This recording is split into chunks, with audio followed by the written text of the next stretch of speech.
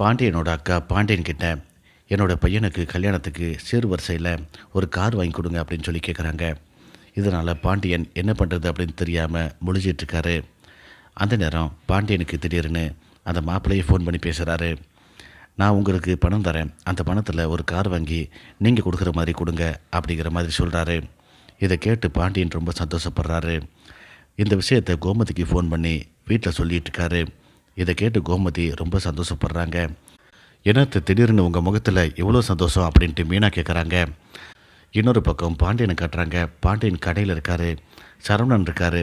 சரவணன்கிட்ட பாண்டியன் சொல்கிறாரு, என்ன சரவணா, நான் தான் அரசைக்கு மாப்பிள்ளை பார்த்து கொண்டு வந்தேன், கடைசியில் அந்த கடவுளே பார்த்து கொண்டு வந்துட்டாரு அப்படிங்கிற மாதிரி உங்கள் அம்மா சொல்கிறாங்க அப்படின்னு சொல்லி பேசிகிட்டு இருக்காரு.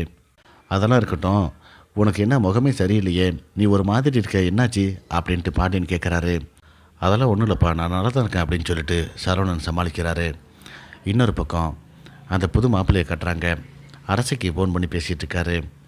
இங்கே பாரு அரசி, நீனும் நானும் பேசி தான் எந்த ஒரு முடிவும் நம்ம எடுக்க வேண்டியிருக்குது. உனக்கு எந்த குழப்பமாக இருந்தாலும் என்கிட்ட சொல்லு, அதுக்கு தகுந்த மாதிரி நம்ம என்ன வேணாலும் பண்ணிக்கலாம். கல்யாணத்தினால உன்னுடைய படிப்பு பாதிக்கப்படும் அப்படின்ட்டு தான் நீ பயப்படுற.